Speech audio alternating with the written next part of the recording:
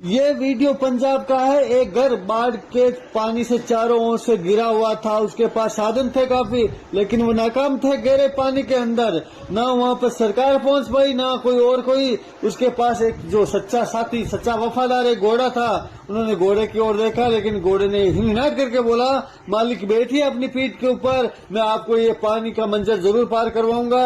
इसीलिए हम घोड़े से वफा करते हैं। घोड़ा सच्चा वफादार होता है। उस मालिक को अपनी मंजिल हासिल कराने में उनकी भूमिका अहम निभाई थी।